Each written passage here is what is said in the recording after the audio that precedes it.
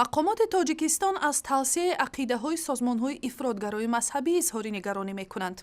شورای علمای تاجیکستان با پخش اظهارات اخیراً گفته است که پیروان و طرفداران عقیده‌های رویه سلفی به ساختارهای دولتی راه یافتند.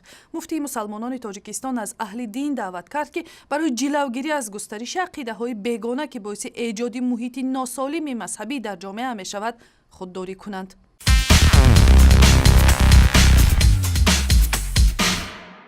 و حالا از دانشمند روس محقق رویه‌های نوی دینی در قلمرو قفقاز و آسیای مرکزی میخائیل روشن میپرسیم که برخورد حکومت‌ها را به این رویه‌های نو چگونه ارزیابی میکند.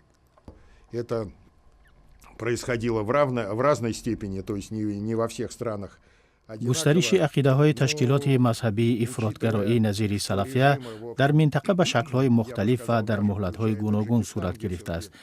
ولی با این وجود در مجموع باید گفت که کلی جامعه های کشورهای آسیای مرکزی و مخصوصا تاجیکستان که سالهای 1990 دچار حادثه های فاجعه بار عمیق‌تر شده است، تفکر پساشوروی خود را حفظ کرده اند. این جمهوری ها سیمای کشورهای شوروی پیشین را دارند و از همین خاطر حکومت ها ضد همه گونه پدیده های اکستریمیستی و تروریستی با شیوه شدید واکنش نشان خواهند داد. Даже, так сказать, террористического характера власти будут жестко реагировать. با اندیشه شما عقیده های تصوف و یا سلفی در منطقه چگونه راه یافته از جانب کی مبلغ گذاری می شوند؟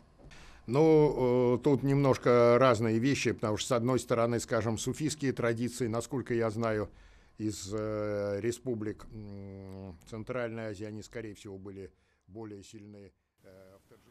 باید گفت نظر به کشورهای دیگر عنعنه تصوف در تاجیکستان و ازبکستان از مدت‌ها پیش جای داشته است. به نظر من حالا مرحله احیای این عنعنه ها مشاهده می شود و این عقیده ها برای این منطقه سنتی محسوب می شوند.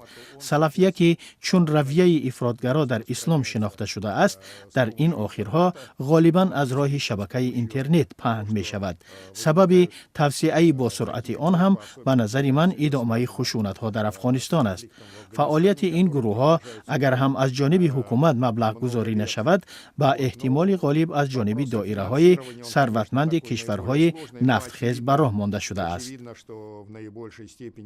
Он финансируется, если не государственными, то во всяком случае кругами, вот даже, может быть, неофициальными кругами, богатыми людьми из богатых нефтедобывающих стран. پس هدف آنها چیست؟ یکی از هدفهای این گروه ها مثلا در سوریه برکنار کردن حکومت بشار اسد بود، ولی آنها ناکام شدند و تا رفت معلوم می شود که آنها به مقصد خود نمی رسند.